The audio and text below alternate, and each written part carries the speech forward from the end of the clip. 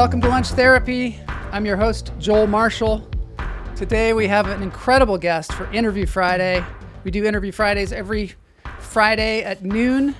Today we have Richard Lawson, prolific actor, inspirational teacher, acting guru, as it were. I don't know if he'd call himself a guru, but I'm just really excited to hear his thoughts. He's got something called Third Act Solutions that he's been starting recently, which has to do with being in the third act of your life, or maybe even the end of the second act, and taking it to the house, taking it all the way to the house, rather than laying back and going, I guess I'll just relax here in this beach and just wither away. No, we're not doing that here. That's not what we do here.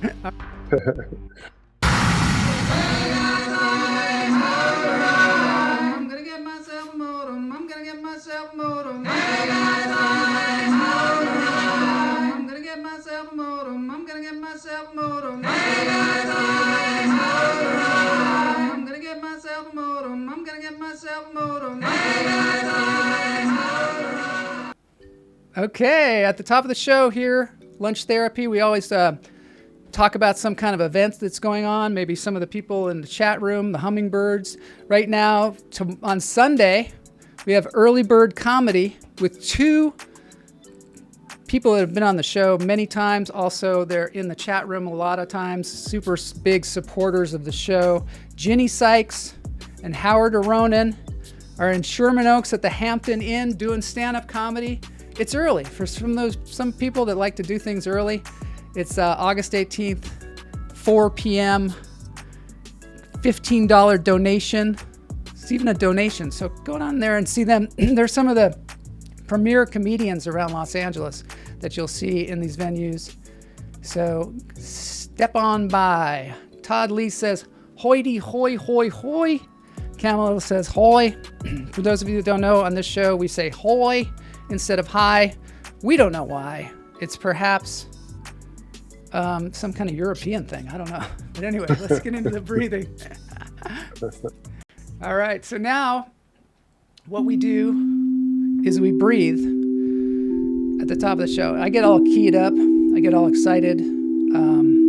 Sometimes I need to breathe just to like calm my nervous system down. Something I've learned as a performer. So that's what we do at the top of this show. And we go in through the nose and out through the toes. So first one, in through the nose.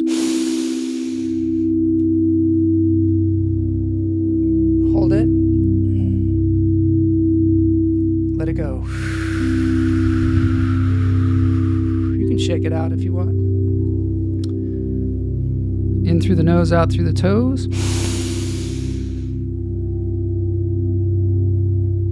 Hold it. Let it go.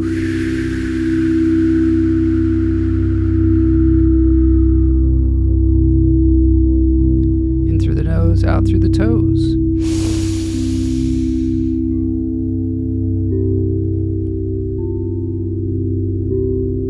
Let it go.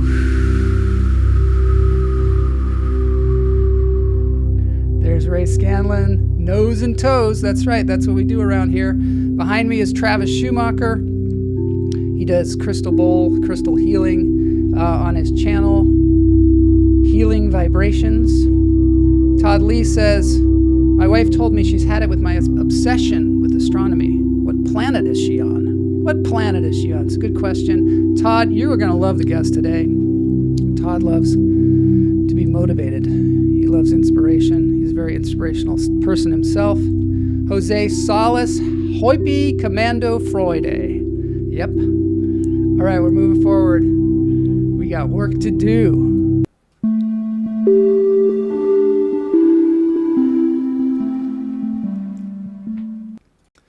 I want to thank all of the Patreons. They are the heart of this show. Couldn't do the show without you. Couldn't do this show without people in the chat room, with supporters of the show. People like Ray, Women Are From Venus, duh. Yeah. Pam Palmieri, Neil Phillip, Seth Word, Mary Marks, the contingency of Lopez's, Camila Lopez, Liz Lopez, Robert Lopez, So thanks to everybody who contributes to the show. And you can contribute to the show too by going to patreon.com/Joel Marshall. Really appreciate it. Even if you give like $2, it's useful. So we're building community around here. We're about supporting one another and helping each other get the most out of life. So that's what we're doing today. Moving along.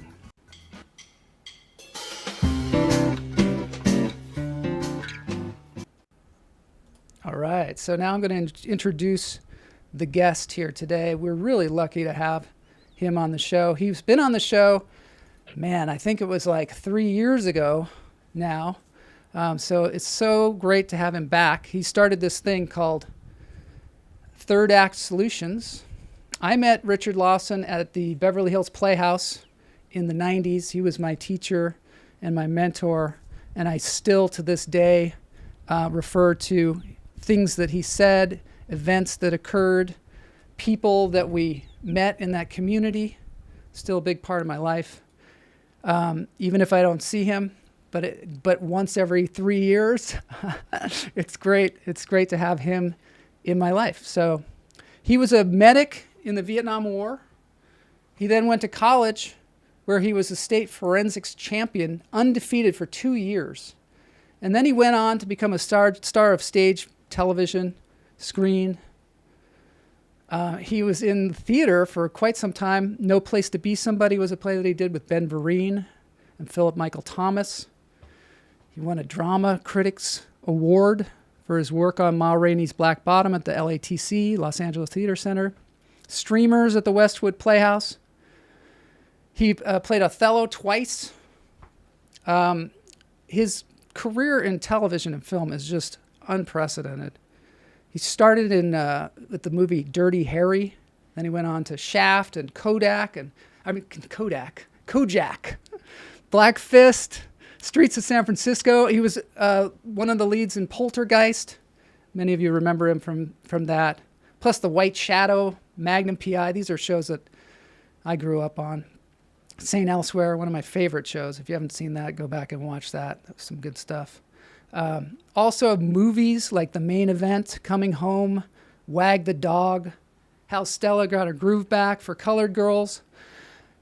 He most recently starred in the hit film Tyler Perry's Divorce in the Black, which is a fantastic movie. You got to go out there and see it if you haven't seen it. It's a very popular film. As I said before, I studied with him at the Beverly Hills Playhouse in this famous class that he and Jeffrey Tambor taught. He now has his own acting empowerment studio, which is called Richard Lawson Studios. He's had that for 2 decades now. He has incredible stories.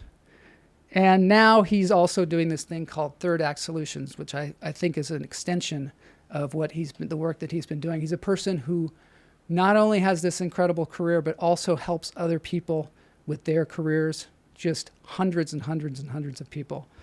So let's get into this thing called Interview Friday. I'm going to start with one of his Third Act Solution videos.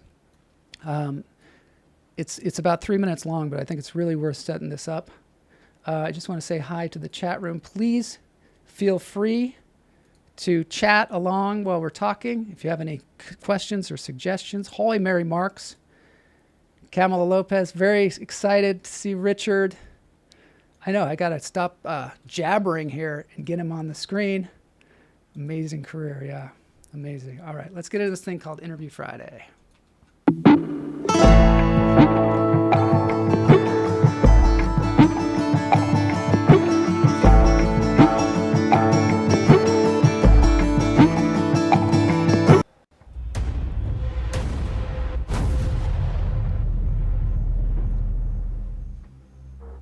Welcome to the next exciting chapter of Third Act Solutions. Today, we're diving deep into the heart of transformation and the art of crafting a life you truly love, especially in those extraordinary second and third acts. Forget the rearview mirror. Forget all about the stuff that is behind you, all the mistakes and pains and sorrows. It's time to focus on the wide open. As Mark Twain wisely said, the 2 most important days in your life are the day you were born and the day you find out why. uncover your why. Your purpose, your why, is the fuel that propels you forward. In my school, the first question I always ask is, what is your dream? What do you envision for yourself? What sets your soul on fire? What makes you get up in the morning? What kind of impact do you want to make on the world? Be bold. Don't hold back. As T.D. Jakes preached, if your dream isn't laughable, it's not big enough. Your dream is your blueprint. Once you have that dream in clear view, we can build a roadmap to get you there. We'll identify your unique purpose, the empowering policies you'll live by, the actionable steps to turn dreams into reality. This is about radical transformation. Just like those facing health challenges, it takes courage, commitment, and a willingness to rewrite the rules. Mind, body, and soul, a holistic approach. We'll approach this journey holistically, starting with the mind. We'll shift your thinking, reprogram those limiting beliefs, and create a mindset primed for success. Then we'll nourish your body with revitalizing practices. And finally, connect with the depths of your soul to unleash your true potential. Your first step? Claim your dream. Write it down. Capture that dream in vivid detail. Share it with passion. Read it aloud to someone, not as a news report, but as a powerful declaration of what's to come. Own it. This is where your journey begins. Dreams don't have expiration dates, remember? So it's never too late.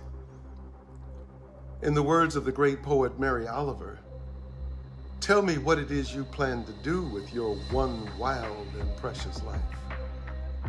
Let's embark on this adventure together and make your third act the most fulfilling one yet.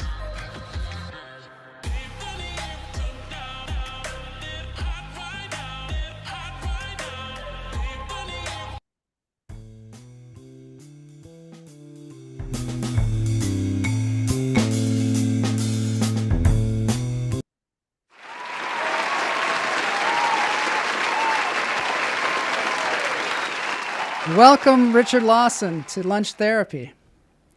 Hey, Joe, it's great to be here, man. It's great to see you again. It's great to have you on. If your dream isn't laughable, then it's not big enough. I love that. Right. I love that. Yeah, but what do you do when you state your dream and somebody laughs? How does that affect a person? Is that a negative effect, or do you not have the right community? Well, you know, I've been on the stage for like 50. This is actually my seventh decade. I started in '69. Wow. It was when I started. So this is technically my seventh decade in the business, where God. I was in the 60s, 70s, 80s, 90s. And Yeah. one thing that I understand is that as an artist, my job is to get on the stage naked and turn around slowly. Mm-hmm. And so you have to expect that everybody's not going to like what you look like or what you have to say. Yeah. And if we're stopped by other people's opinions, then we choose to have the smaller life, or reduce the amount of space that we take up. Mm-hmm. And so, I just try to teach and encourage people to hold that space and to recognize that there's going to be people who don't agree with you, and that's okay. Mm-hmm. Mm-hmm. And you encourage people to write down exactly where they want to go and then build back from there. Is that what you do? Yes. When you can see it, you can have it. If you can't identify it, if you don't know what it is, it's just a hope rather than, it's something like, is this career, is this life something you desire or something that you can't live without? Mm-hmm. Hmm. And if you can't live without it, then you have to do whatever you have to do in order to get it. Now, being that it's focused, I'm focused more on the people in the second and third act of their lives, because we've lived a life and we've gotten to a place where, my motivation is that I had gained a lot of weight. My mental health wasn't good. I was really depressed and didn't recognize it. And, and I started cutting some footage together because I wanted to put all my stuff in one place. And it was a lot of stuff. Yeah. And then I saw the number of years where I didn't remember being that big. I didn't remember looking like that. And it was like, God, I just got so accustomed to it. I just didn't look down anymore. I didn't really face the reality of it. And where I was in my life and going through the last parts of my marriage, I Hmm. wasn't in a good place. Yeah. And then, I decided that I was going to do something about it. And I had trained other people to know that I needed to really take a look at what is my dream, and put that down on paper. Because if I can see it, I can have it. So that Hmm. life becomes deja vu. It should be happening a second time because you already saw it. You can Yeah. go on Because an you already saw adventure it. and you already saw it. You're You right. I already know saw how it. I this saw is. it. Yeah. Yeah. Yes. And And so you it know always also cracks me when up. you're on the right journey too, because you can look around and go, oh, there's a marker. There's where I am. Yeah, Uh, backward thinking with forward motion. What is that out there? What is it that I want? What is it that I see? And as I backward thinking, as I bring it back to me, and now I know the road to get there. And when I get there, why am I surprised? Because I already saw it. It always mhm. cracks me up at the Academy Award where people say, "Oh my God, you know, I just never knew this would happen." They knew. Bullshit. You saw that all the time. You've been thinking about It's this. like You've been dreaming false about this. modesty. It's like false Yeah, modesty. that's exactly what it is. That's False why modesty. And Snoop I'm okay Dogg, when with he that. got his star on the Walk of Fame, he said, "I'd like to thank myself first, because none of this would have You happened without know, me." hey, Yeah. look, there's something to be said about that, Yeah. because even though this journey is not a solo journey, Hmm. it begins with me. My Yes. journey begins with me. I have to validate myself. I have to love myself. I have to be clear about what it is that I want, so that I'm not like a boat without a rudder, that I just drift wherever the tide takes me. And so that when it happens, you need to thank you, and you need to thank all the people that supported you, for sure. Hmm. Thank the people, because this is a group effort. This is not, nothing in my life happens just because of me. It happens motivated by me, and continued by me, but it's with a community of people that you create that support you. I have a little quote here that I want to play about that building your team. Mhm. Any successful person will tell you that they didn't do it alone. They have a team of people. And so, therefore, in terms of you working on who your team is, that's important. I'm happy that it's taken me years to create a team. And I won't let anybody compromise my team or come between me and my team to great expense.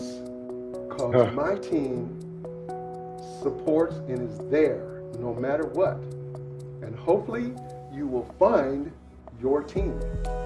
Mm. Just be open and willing to see, to be seen, so you can perceive who's really on your team. Mm.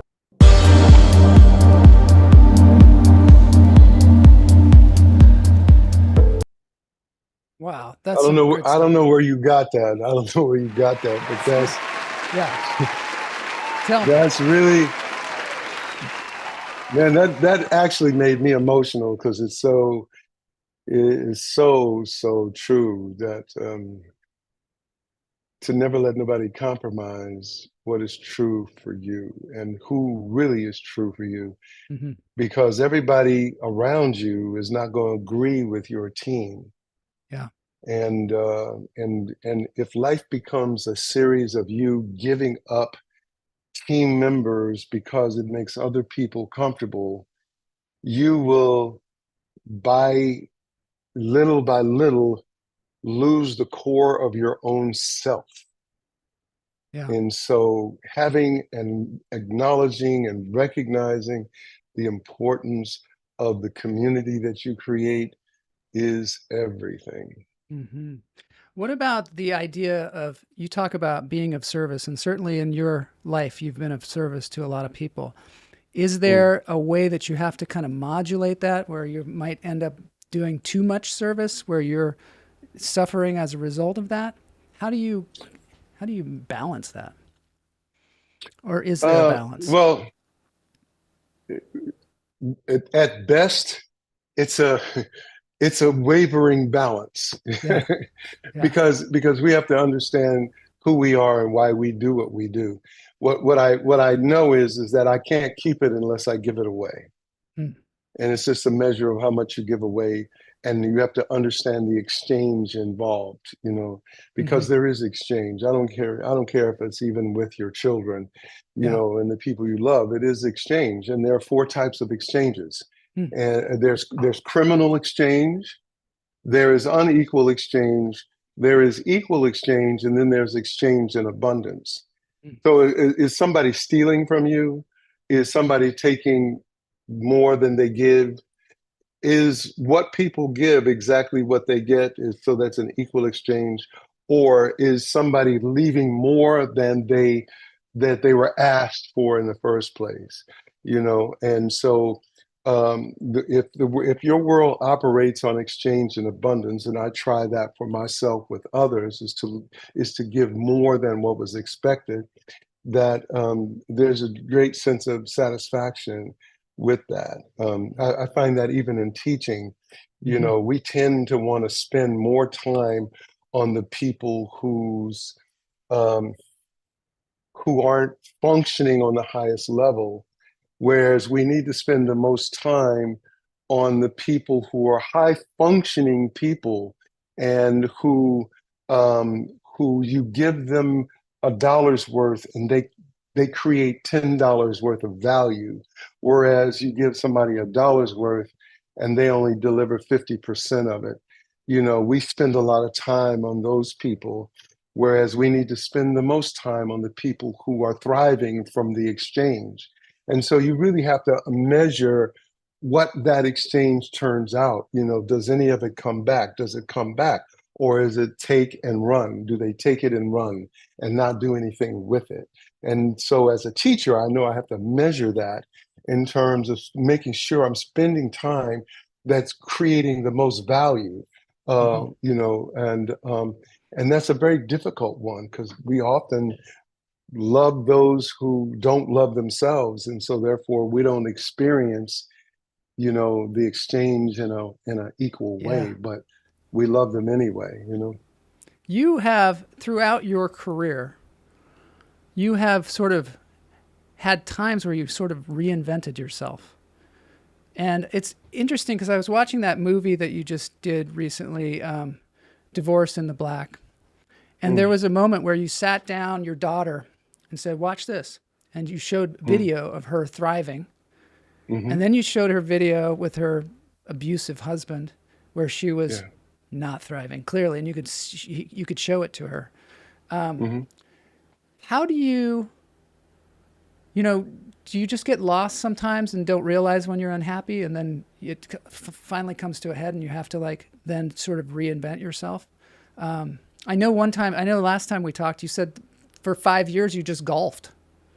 You know, and look, So I became a great you golfer. became a great golfer. I mean, I it's was like, I was but I was a two handicap.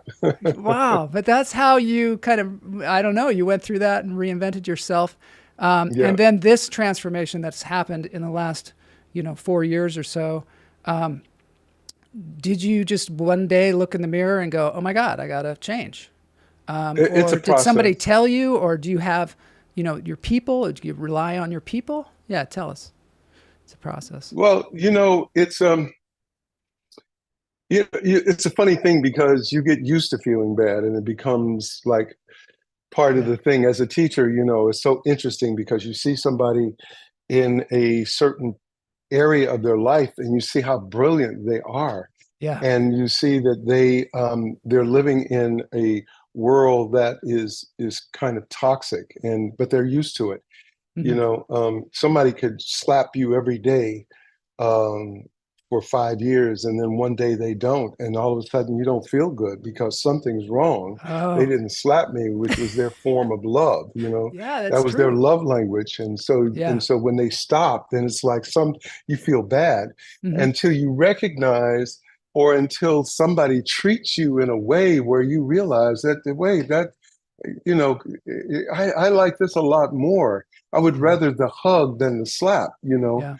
It does more, and I'm able to go more, and it feeds me to go more and do other things. And so, you get used to certain things, and that becomes a habit, and everything is a routine. And so, and this is why when I created a technology called the Declaration of Independence, which Yeah. is it's you writing your dream down and then your your plan and your goals and your policies and your purposes and all those things. And when you write that down and it's clear, it serves as a document for your life, because when you pick that document back up years later, you can see what you're doing and whether you're doing those same Hmm. things that changed your life then. How different is it? And one of the things for me is that when I went to my storage space, which you know I've been having forever, and I've spent enough money to buy a great, nice home in Encino, with the amount of money that I spent on that Storage place. space. Yeah, Yeah. but I went into my storage space and I picked up my doing in a document and I saw all the stuff that I wasn't doing anymore. And I sat down. I had some friends with me and they went to put something on the truck, and I'm sitting there crying like a baby when they got back to the space, and was like, "What the Wow. hell happened, man? Wow. You were in Yeah. good spirits, and now you're." And it's because I looked at all the stuff that I wasn't doing, and I immediately got up and started to change and rehabilitate my thinking and my what was true for me, my purpose. And I got back on point because it was a guidepost. It was a document that spoke to me about where I was, and when I was on point, man, my life was I was following my purpose, my North Star, and I got off of that. And that document put me back on to what my North Star was. I started working out. This is how Third Act Wow. Solution was born. I Yeah. started working out and I started fasting, intermittent fasting, and I started, walking every day, 6 a.m., without fail, and had a walkout partner. And we show up, and 6 days a week we worked out, and then I got a trainer, and then I went from 280 pounds down to 220, and I rehabilitated my life and my thinking and my whole purpose and my energy. And all of a sudden, life was recreating itself. And I've always been a fighter. Yeah. Lou Gossett, God rest his soul, said to me, well, because he loved me as an actor, and was really, we had a wonderful relationship. And he said, Richard, you're gonna get discovered 15 times. And it I was think so that's true. Why do you it think was he so said true. that? Why do you think he Because said that? he's been discovered 15 times. I see. He won Yeah. an Academy Award, and he still had to fight to get jobs and stuff like that. So Yeah. it never stops. Yeah. But the reality is that if Hollywood is plan A, then you can only wait for someone to invite you to their party. But if Hollywood is plan B and you create your own life and your own journey, then somebody has to tap you on the shoulder and say, hey, we want you for this job on such and such. And it's like, oh, that's great. Yeah. Yeah, okay, wait, I got to Let me see if I rearrange some can things. make some space in my calendar. Yeah. Yeah, let me Yeah. make this fit. I got to find a way to make it fit. So I'll tell you a quick story. This is Yeah. so insane. So I in those days when I was playing golf every Yeah. day, I played Yeah. from San Diego to Bakersfield, from Malibu to Tucson.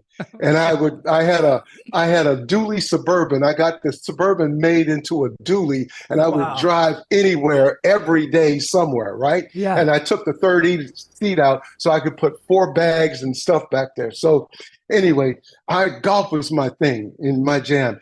And Yeah. then there was the trade show in Orlando. And so I called my assistant who was coming to pick me up. I was standing outside in the rain. She's late. I'm really kind of upset, like, what's going on? Yeah. And so while I'm waiting, I get a phone call. It's my agent, Lee Brillstein at ICM. She says, Yeah. "Hey, you got the job." I said, "What? What job?" She said, "Wag the dog with Oh Robert De yeah. Niro Dustin and Hoffman. now I mean Dustin Hoffman." Yeah. I said, "Oh, that's great." She says, "You work on Friday." I said, "What? What? Oh shit!" It's like I said, "Can you call and see if you can change my date?" Yeah. There was a long silence. She said, What? "Change your date? We're talking Robert De Niro and Dustin Hoffman, and you want to change your date?" I said, "It's the golf show." Oh my God, that's hilarious. She, It's she so said, funny. "Okay, I got to call you back." Because she not to see if she could change it, just No, because just to like it was punch a so, punching bag or something to get her frustration out. yeah, it's like this man has lost his mind. What? But my life was Something good plan about it. A. Something good Yeah, about it. Yeah, really good about it. Yeah, because I that's what I find with stand-up comedy. I started doing stand-up comedy, I don't know, maybe 10 years ago. And because I was an actor and I wasn't getting enough opportunities, and I just was like, oh, this is great because I can do this on my own terms. And I'm always working, I'm writing, I'm doing all the things that we do as creatives. And yeah, and that has been like a godsend for me because I don't have to ask other people's permission. And I, man. yeah, which is great. Do you in your acting teaching, you have people do improvised stand up. Why do you do that, or what does that do? I do so many cold exercises Yeah. because it takes the onus off of people having some concept that acting and being an artist is something that is something over there. It's another character over there. It's whatever. Yeah. And what I do uh, is I have them do cold dance, cold song, cold Yeah. improv. The improv is cold, but cold stand up, cold laugh, cry, laugh, cold walking, cold whatever. Where it I want to get them out of their head, and I want people to know that they are enough. And I Mm-hmm. want them to know that the magic they bring is the essence of themselves, that they can borrow to a character and they can borrow to a lot of things, but they are present, and that they are not in their heads trying to create some idea of something, that anything they create starts here. It Yeah. starts in your core, and you are enough, Yeah. and that you're not focused on where you're not enough, and that you're trying to be perfect and you're trying to fit into some other enigma, something that is not you, something that you're hoping you would be interesting or hoping that you Yeah. would be liked. And it is magical in terms of what it brings to people, that they are, that they're, if they're on an elevator with Steven Spielberg, they know that they're enough, and they can engage in a conversation and find humor, charm, and irony right there on the spot, and they don't That's have to such a think big about it. thing. This is interesting to me. This is a quote of yours that I'm going to play. Your career is an invention. You're inventing it. So if you're pregnant with your ideas and your concepts, and you know they're real and true, and it's just a matter backward thinking with forward motion, it's like, that's where I'm going. And I can see the road back here and the steps that I need to take. Now I know what to do to get there. That it's just keep your head down, one day at a time, no days off. Show up every day. Hopefully, my example can inspire you to take your own journeys and to create your own inventions and to be able to have exactly what it is you see. It's not a miracle. It's not luck. It is actually fomenting it in your mind and putting together a team of people where you help each other build your inventions.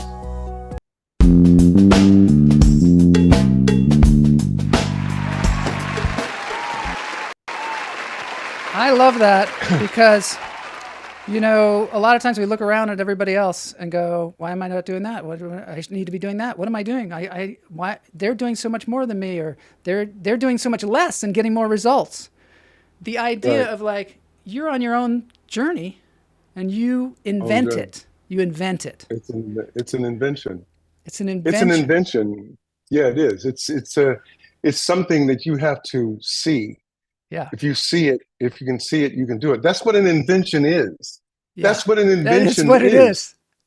You know, when you look at a light bulb and you look at Thomas Edison, where there was there were flashes of light. You take a picture and it goes, right? Otherwise it was candles and other things, but there was no sustainable light.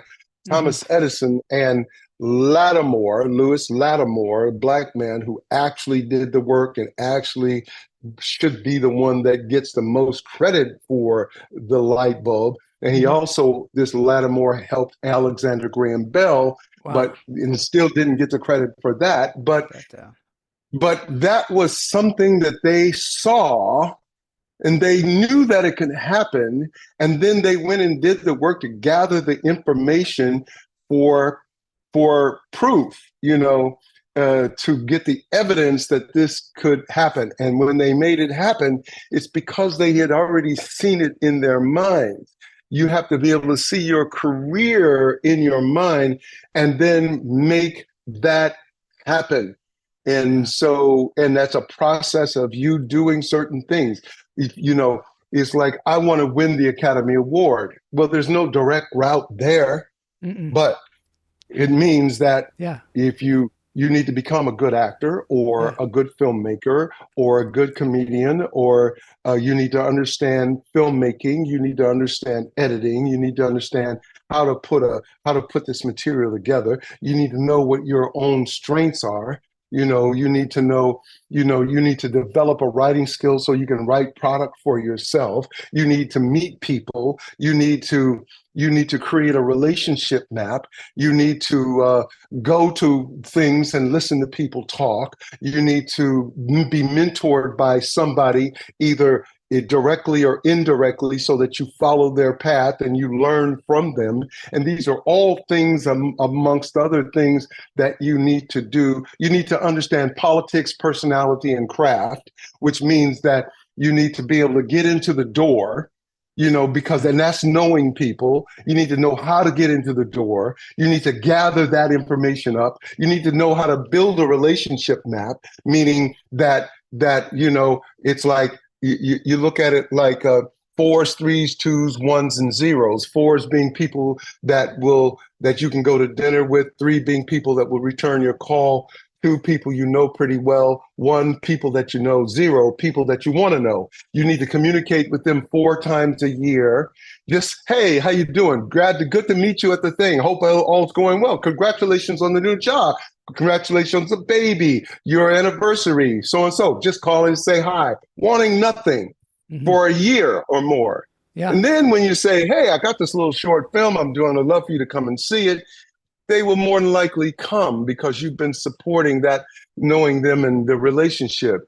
And so you got to build these are all components of gathering the kind of interest. Like, Yeah, that Joel Marshall, he's really been active. He's doing this and he's doing that. He created a short film. He did this, and you build your career like Issa Rae did, and like Yeah. Spike did, and like, and like Do you Quentin think that Tarantino did. do you think that's the way it's always been, or do you think it's even more like that now? That you create your I own think it's opportunities? always been that way, Yeah. but I think there are more opportunities right now because of this right here. Yeah. This is the game changer right It is here. the game changer, isn't it? Yeah. You listen, you could shoot stuff in 4K on your phone Yeah. that looks amazing. If you Yeah. just know how to shoot with a phone and you become a storyteller, you learn how to tell stories and you learn how to edit. This is why I want people, I teach people how to become a filmmaker, not to Hmm. become the next Spike Lee or Quentin Tarantino, but so that they can take control of their own reality in terms of how people see them. Hmm. Because if you produce a film, a little short film, you'll never be late again. You'll always show up and you'll become a professional. Hmm. Why? Because when you're producing it and you tell your friend that you have a 9 o'clock call and they show up at 10 or 11:30, they have ruined your day. Yeah. And you Yes, say, they've "Well, ruined I'll your day. never do that. I wouldn't do that to anybody. You'll never do it again." When Yeah. you edit a film, you can see what works, what doesn't work, what's too much, what's not enough, what kind of personality, what your face looks like, what your hair looks like, your attention to detail, your ability to storytell, your ability to art direct, all of those things become real for you. Yeah. You become a writer. You become all those things, and all that is so that you can have control over your own destiny, so you can throw your own parties and invite people to your stuff as opposed to waiting in a line for somebody to say, well, we'll pin Richard Lawson, or Yeah. he didn't get it, or Yeah. he was too tall, too short, too old, he's got Big blue eyes, to we need green, small. Yeah. whatever, Yeah. whatever, Yeah. I love that because, and the thing is, you've had so many parts in other people's productions. So you're speaking from real experience, that people yeah. understand. I've got a question from the audience here. He says, not sure. This is Crazy Ray Scanlon. He's out there in Alabama. He says, not sure if I can ask any advice, but if we can, do you have any on dealing with imposter syndrome, being there but always feeling like I belong there but always feeling like I don't? um well, feeling like I don't, that's actually an interesting question, because you know this is why community is important. Having a support group, having a tribe. Mm-hmm. And the tribe is constantly a measure of people letting you know your value, where you work together, and uh, it's like having um, um, a relationship marriage, if you will, that you work with one person, or an admin group, where you get together as a group of people and you support each other to grow, to become stronger, and to help each other recognize where your value is.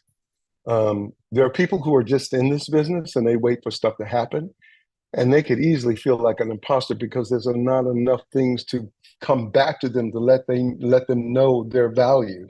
If you look around, I'm kind of skipping all over the place because I It's have a okay. lot of thoughts I about like it. this. I But like if it. you like in my office, I have everything, pictures of what I did, and posters of films that were successful, and posters. I'm looking at Stick.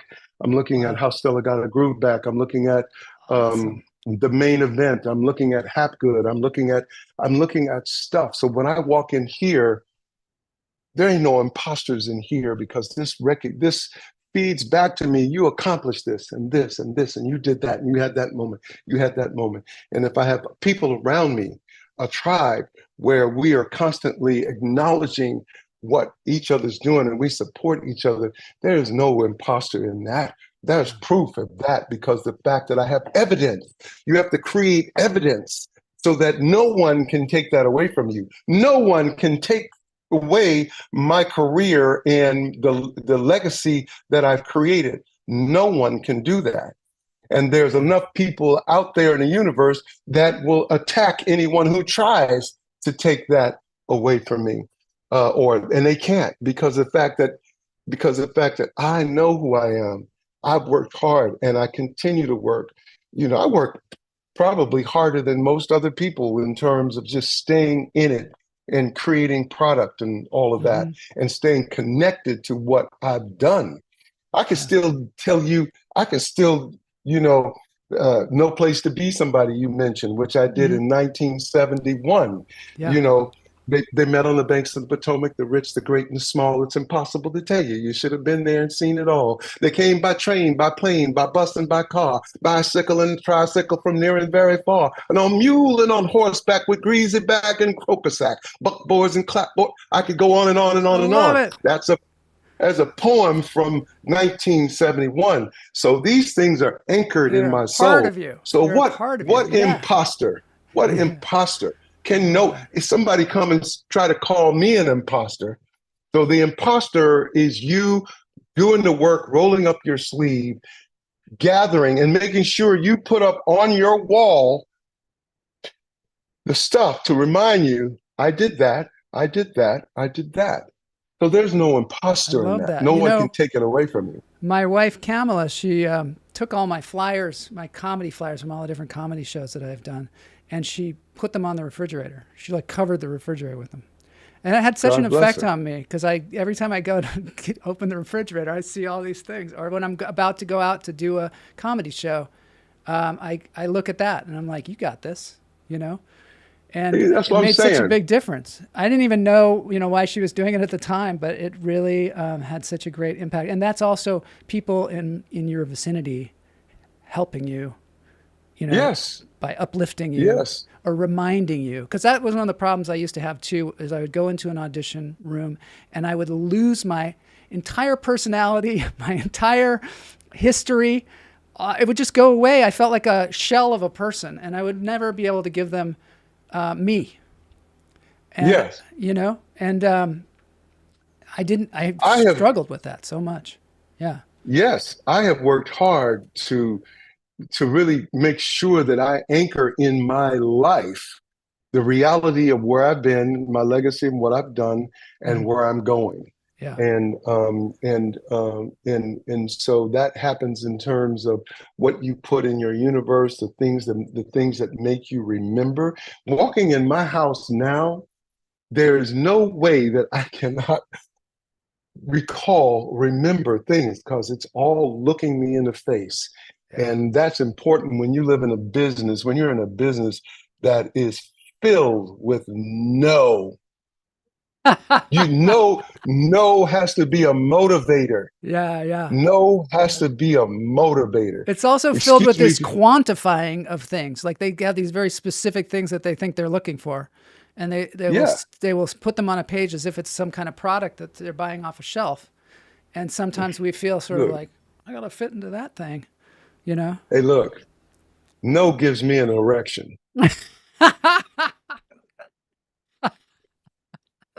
How do you mean? I'll put it to you straight. No makes my dick hard. That's right. Because it's an opportunity. Tell me no. Yeah. Tell me no, and it's like, all right. Okay, watch this. Yes. And it gives me virility. Yeah. I should probably say it like that. Excuse me if anybody's offended. It gives me virility because of the fact that, hey, you cannot determine my fate. Watch this. I don't need your job. I'll go create my own. Mm-hmm. Wow. How over the years, what techniques have you developed to keep your mind right? Because sometimes we forget. Our mind strays off on the path, forgets all these things that you're saying. And we have to remind ourselves, or at least we have to Well, clear out the negative shit. you got to do things to first of all, I work hard. I get up Yeah. at 6 o'clock in the morning, I'm out walking. At 9 o'clock, I'm working out. And the rest of the day, I'm working on something into the evening, into the night. And then I teach. But then I go and support other people. And then I spend time with friends. And then I give. And then I work with kids. And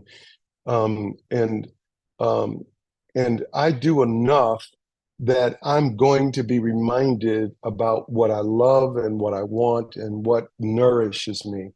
I play golf, and I do things that feed back into me. But in terms of having this community of people and a support group, because this is not a solo thing, that other people lift you up as well. It's not something you do alone. That makes sense. It's all connected back to community and who you have around you and how they support what you're doing. And also there's who you have around you. Yeah. And at this age too, it becomes very important also because sometimes people might be like giving up, or like, I was reading this book that was driving me crazy called Radical Acceptance.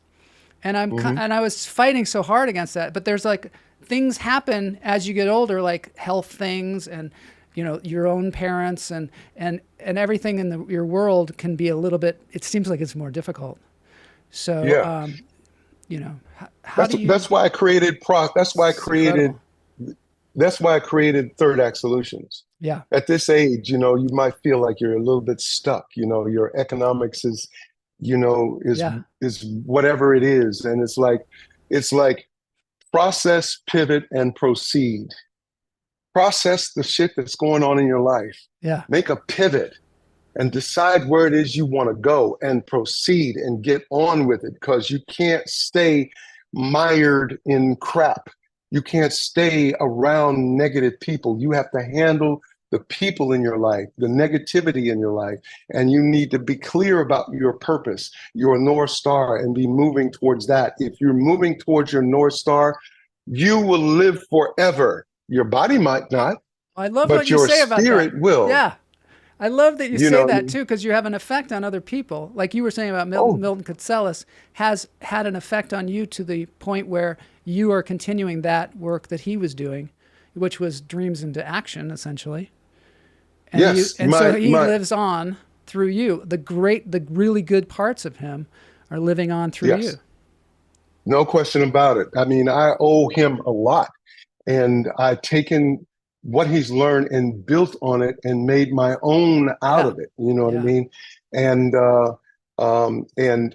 interestingly enough, that really became the kind of point of our undoing at the end, just because of the fact that I was an alpha, he's an alpha, and there's only one alpha in a community. So I had to move to my own community. Yeah. But at the end of the day, it is really about what I recognize is that in my transformation, I can now empower other people, as I have over the years, thousands of people, and that's really my purpose here, is really to empower other people to be their best selves. And the way that I do that is do as I do. Let me be the example by doing it, so that you can look, not with me talking and proselytizing and all of that, but taking actions. And hopefully you be inspired by my actions and know that, well, if he can do it at 77 years old, I can do it too. So that's why I'm creating Third Act Solutions. And I'm telling you, the responses that I'm getting in terms of the people out there, it's like people need motivation coming from COVID. COVID knocked people to their knees, and and industries are still struggling. It's hard. Restaurants that used to be full with 4 or 5 different sections, 2, 3 sections are closed down, and now because they don't have the help. They don't Yeah. have the cooks. Nobody wants to work anymore. And it's like people are depressed and Yeah. people are like just settling in. I'm about trying to motivate people that it's never too late. Dreams Yeah. don't have expiration dates. You can get up and you can make it happen. Yes. And also, even if, other people are telling us, your body's breaking down, it's not supposed to be doing this. I look at your Instagram or wherever you were posting those exercise videos that you were doing, which was great to have that, especially during the pandemic, to see you transforming yourself is such it just proves everything wrong when somebody's like, no, you can't do that at your age. Well, you're 77. I'm sure people are shocked when you said you were 77. It's like hard to even believe. But I there have it a very is. simple There it goal. is. Yeah. I have a very simple goal, Joe. Mm. I want to be having sex at 105 and be on top for 5 minutes. It's a very specific goal. It's very specific. And If I do that, that means that I'm vital, my heart yeah, is good, my yeah, body's in shape, I'm living life, I am vital, I'm doing good things and I'm helping people. yeah, And instead of like accepting, people act your age. yeah. Oh, well, you act your age.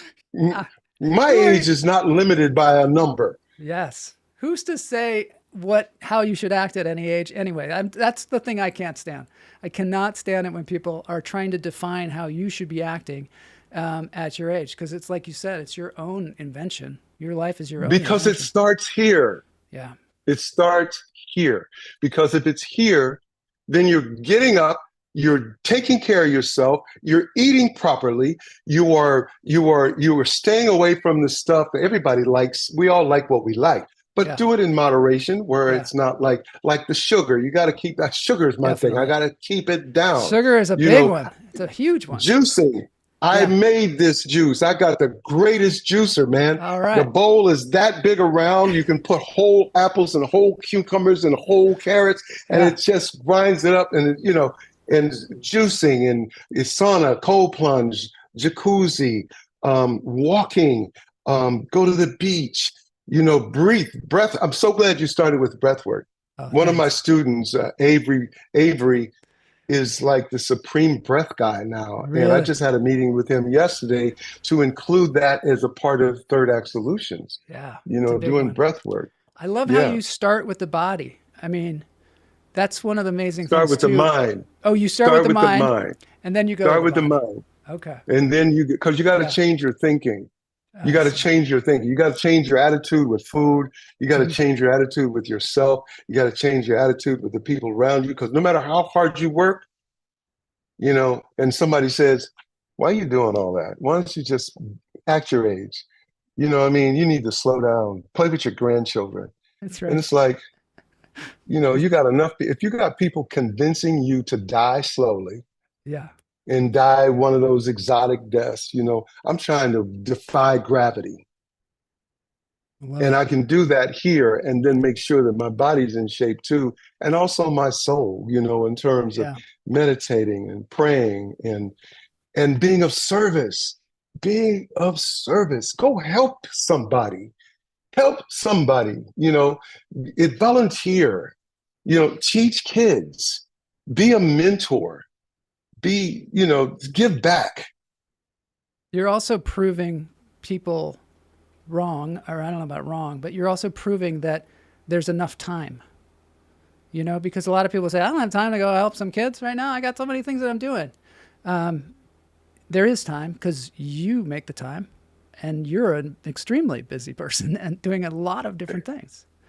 So, Hey, look, I try to make the most of my time. Probably my yeah. biggest challenge today Hmm. is how to block time. Like Milton had a great thing. Hmm. It's like Milton would do, he would go and paint from like 6 to 7:50. Hmm. 7:50, take a break, use the bathroom, drink, make a phone call, whatever. 8 o'clock, he would start directing a scene. 8 to 8:50, take a break. From 10 to 11:50. He would make these segments. And so in that period of time, he would completely focus on that thing, nothing else. When he was done, he would leave that till the next day, go to the next thing, focus on that. So he was able to focus on separate things.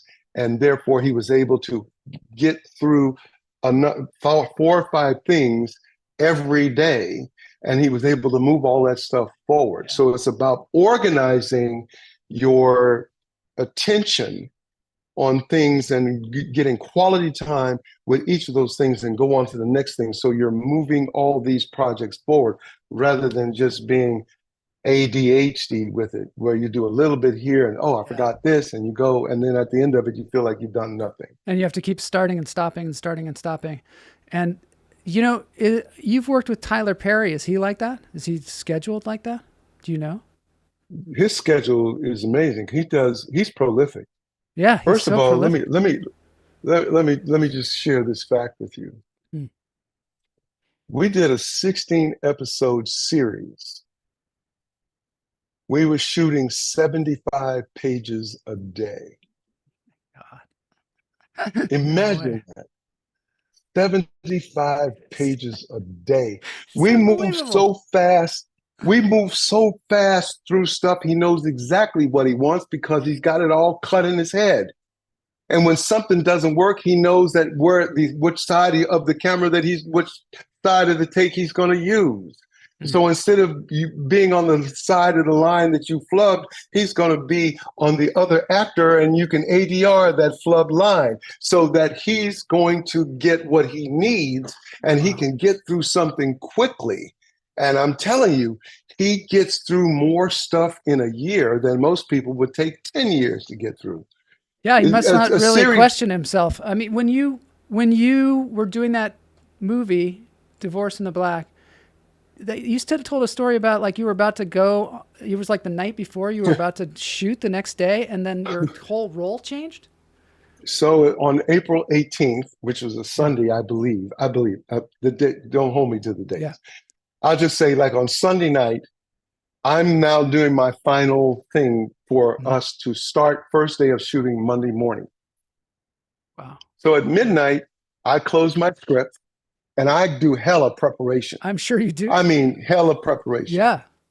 So I close my script, put my book down, and I go lay down there and I'm chilling. But something else comes up. I'm handling stuff on the phone. 2:00 in the morning, I get a ping. I look at my phone and it is from the production office. So I go to my computer and I open up the computer and there's a new script, 2 a.m. Monday morning, the 19th. There's a script, a new script. Yeah. I look in the new script. So Sunday night, I was a man whose daughter was involved. It was in a dysfunctional relationship, and me and my wife are very concerned, and we're loving parents. Yeah. Right? Yeah. At 2 a.m., I'm now the preacher in the community, and the first 7-8 pages of the script is a sermon and me dealing with this whole new casting. I still am a loving father with a wife as well, but now I'm a preacher, and that weaves in and out the script. And now I have 2 big sermons in the thing, which are pages long. So my character changed 4 hours before call time. Oh my God. Did you shoot that? That scene, you didn't shoot that opening scene, right? We didn't shoot that opening scene that day. Yeah. But that was an incredible scene. I mean, I can see why they wanted to do that. I don't know where they suddenly got that inspiration to make you that person, but it kind of really catapulted the movie. Like the inciting incident was so strong. And the conflict was so strong. Anybody should check out that movie. That it like supercharged the movie. So if they didn't have that, it's great. I mean, but on the way to the set, Debbie Morgan, who's played my wife 4 times, and we have great chemistry. She's great. She got in the van and she says, "Richard, did you read that?" I said, "Yes, Debbie, I read that." She said, "Better you than me." Well, the thing is, you have such a track record that they're just like, he can handle this. He can handle it. Hey, they know it, and they Yeah. know it. You And know. you've already written that story. All right. Well, we have to end, unfortunately, but this is like, it's been Well, so great spending time with you and just really yeah, inspirational. And yeah. I just love connecting with you, Richard. All Hey, right. it's So, good to see you again, man. thanks, man. Yeah. What year were you at the Beverly Hills playoffs? Oh God, I don't know. 1990. I don't know. I think probably 97 to 2000, maybe something like that. Wow, we go Yeah. back. We were back at the old Skylight Theater, which was Yeah, super fun. That I used to sit in that class and just look around and think how lucky I was, because it was just such a yeah, great community, such great. yeah. You guys, you and Jeffrey were just such amazing teachers. Thank you so That much. it was a wonderful experience. Jeffrey was amazing. He had some amazing teachers, Jeffrey, and Yeah, so many people that yeah, were just good. Gloria Gifford and yeah. It was definitely an all of them. interesting environment. We still all talk about it sometimes when I run into people, about how Yeah, it was, it had its really good points and it had its other strange points. But the teaching was fantastic. And teaching was fantastic. still, remember those days so fondly. Good, awesome. All right, let's do Well, this listen, thing. man. Yeah. We're going to dance Hey, now, just listen, real quick. Yeah. I want to invite people to come and check me out Yes. at Mr. Richard Lawson on IG, and go to my YouTube page called the Third Act Solutions, Yeah. and check that out. There's a lot of good And I will put that in the stuff that's show notes happening. too, because my assistant Boney Oh, has good. fallen asleep. I don't know what he's doing, but he's not helping me out at all. Okay, so let's. There's dance break at the end. I'm going to play a short song, Yeah. and we can just dance it out and call it a day. Okay. Have a All great right. weekend. Have a great weekend, everybody. Yes, Thanks sir. for being here, everybody. There's Kamala. She's saying great Peace. show. Peace. All right, dance time.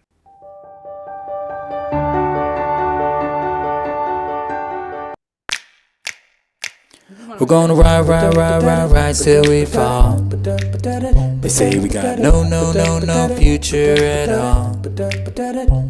They wanna keep us out, can't hold us down anymore. Gonna ride till we fall. When we hit the bottom, nothing's gonna stop us. Climb to the top with you.